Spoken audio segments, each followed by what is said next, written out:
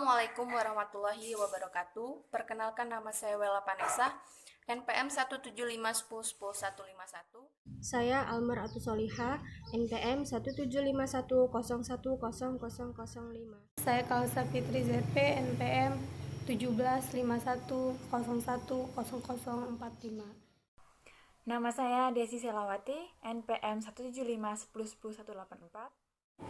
Perkenalkan, nama saya Fauzan Dwi Kusuma, NPM 1751010058. Di sini saya sebagai pemateri pertama yang akan menjelaskan sedikit materi tentang perdagangan internasional. Apa sih itu perdagangan internasional? Perdagangan internasional itu biasanya disebut dengan perdagangan antar negara, yaitu suatu kegiatan pertukaran barang atau jasa antara dua negara atau lebih. Yang kegiatan utamanya ini adalah kegiatannya ekspor dan impor. Perdagangan internasional ini juga menjadi hal yang sangat penting karena adanya perdagangan bebas dan globalisasi ekonomi yang didasari pula bahwa tidak ada satupun negara di dunia yang mampu memenuhi kebutuhan tanpa melakukan perdagangan atau bisnis dengan negara lain.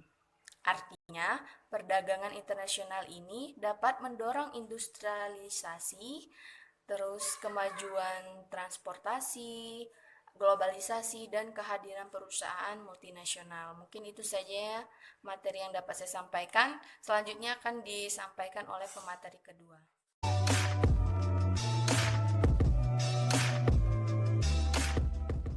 Saya akan menyampaikan materi tentang teori perdagangan internasional.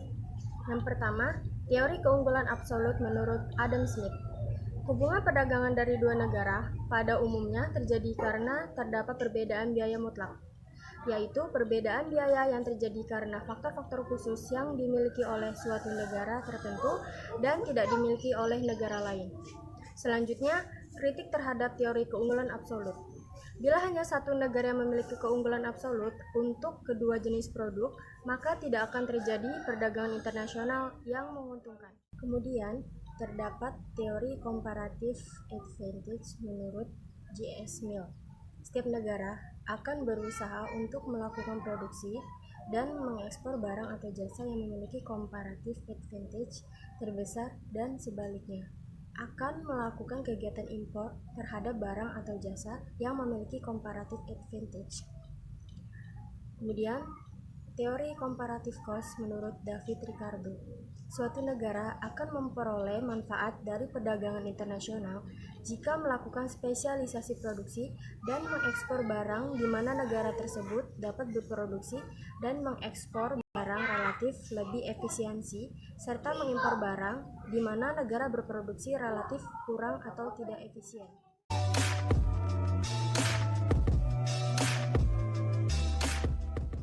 Baiklah, saya akan melanjutkan materi yang ketiga, yaitu manfaat perdagangan internasional. Jadi di setiap negara yang melakukan perdagangan dengan negara lain tentunya akan memperoleh manfaat bagi negara tersebut. Nah, di sini ada 4 manfaatnya. Yang pertama itu ada memperoleh barang yang tidak dapat diproduksi oleh negeri sendiri. Misalnya banyaknya faktor yang mempengaruhi perbedaan hasil produksi di setiap negara. Nah, faktor tersebut juga diantaranya ada kondisi geografi, iklim, tingkat penguasaan iptek, dan lain-lain. Jadi dengan adanya perdagangan internasional, setiap negara itu mampu memenuhi kebutuhan yang tidak dapat diproduksi sendiri. Sedangkan yang kedua itu ada memperoleh keuntungan dari spesialisasi. Jadi sebab utama dari perdagangan luar negeri adalah untuk memperoleh keuntungannya yang diwujudkan oleh spesialisasi. Walaupun suatu negara itu dapat memproduksi suatu barang yang sama jenisnya, dengan barang yang lain, tapi dengan ada kalanya dapat lebih baik barang tersebut dapat diimporkan ke luar negeri. Sedangkan yang ketiga itu ada memperluas pasar dan menambah keuntungan. Jadi para pengusaha itu tidak menjalankan mesinnya atau alat produksinya dengan maksimal karena mereka itu khawatir akan menjadi kelebihan produksinya yang akan mengakibatkan turunnya produk mereka. Jadi dengan adanya perdagangan internasional, pengusaha itu dapat menjalankan mesin-mesinnya secara maksimal dan menjualkan produk tersebut itu ke luar negeri. Selanjutnya yang terakhir itu ada transfer teknologi modern. Jadi yang dimaksud dengan transfer teknologi modern itu adalah perdagangan luar negeri yang memungkinkan suatu negara itu untuk mempelajari teknik produksi yang lebih efisien dan secara manajemen itu menjadi lebih modern.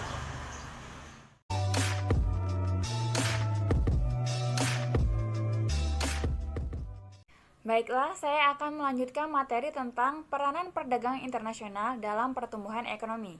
Dalam hal ini, mencakup 4 aspek. Yang pertama, efek terhadap pertumbuhan ekonomi itu sendiri. Pertumbuhan ekonomi menjadi penting dalam konteks perekonomian suatu negara karena dapat menjadi suatu ukuran dalam pertumbuhan atau pencapaian perekonomian bangsa tersebut.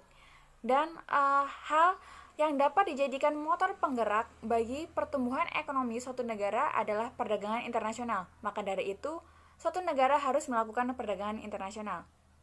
Yang kedua, ada efek terhadap produksi. Dalam hal produksi ini, ada 4 macam, yaitu ada spesialisasi produksi, ada kenaikan investasi surplus, ada fan for surplus, dan yang terakhir kenaikan produktivitas.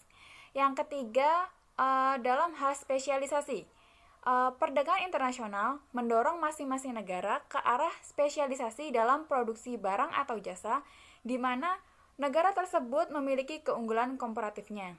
Namun, ada beberapa keadaan yang membuat spesialisasi ini tidak bermanfaat bagi suatu negara, seperti ketidakstabilan pasar luar negeri, keamanan nasional, dan dualisme. Lalu yang terakhir, ada efek terhadap neraca perdagangan. Efek terhadap neraca perdagangan ini biasanya cenderung menaikkan barang-barang impor, dan sebaliknya apabila suatu negara tidak mampu bersaing, maka ekspornya tidak berkembang. Dan keadaan ini dapat memperburuk kondisi neraca pembayaran karena seharusnya impor dan ekspor itu seimbang.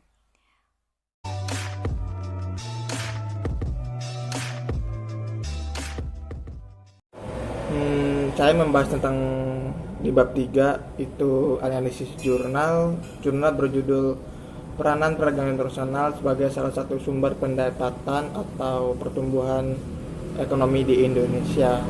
Nah, ada hubungan antara ekspor terhadap pertumbuhan ekonomi karena memiliki persamaan identitas, dan juga ekspor itu bagian dari pertumbuhan ekonomi. Nah, dalam jurnal itu ada 4 hipotesis. Yang pertama, ekspor sebagai motor penggerak pertumbuhan ekonomi. Yang kedua, ekspor mempengaruhi penurunannya pertumbuhan ekonomi. Yang ketiga, bukan ekspor yang motor penggerak, melainkan pertumbuhan ekonomi yang penggerak ekspor. Yang keempat, pertumbuhan ekonomi yang mengakibatkan penurunannya pada ekspor. Nah, pada analisis tersebut dia menggunakan metode estimasi ekonometri. Nah, analisisnya itu ada koefisien variabel ekspor bertanda positif dan signifikan pada alfa 5%. Artinya ada hubungan antara jangka panjang ekspor terhadap laju pertumbuhan ekonomi. Nah, lalu ada koefisien variabel impor itu bertanda negatif dan signifikan alfa sama dengan 5%. Artinya ada hubungan jangka panjang antara impor terhadap laju pertumbuhan ekonomi. Terus yang ketiga itu ada koefisien variabel LIRR bertanda negatif dan signifikan pada alfa 1%. Artinya ada hubungan jangka panjang nilai tukar rupiah terhadap laju pertumbuhan ekonomi. Lalu ada koefisien variabel Lempoy itu bertanda positif dan signifikan pada alfa 1%. Artinya ada hubungan jangka panjang antara pertumbuhan tenaga kerja terhadap laju pertumbuhan ekonomi. Terus ada koefisien Dumfries bertanda negatif dan signifikan alfa sama dengan 10%. Artinya itu ada hubungan jangka panjang terhadap laju pertumbuhan ekonomi. Sekian dari saya, terima kasih.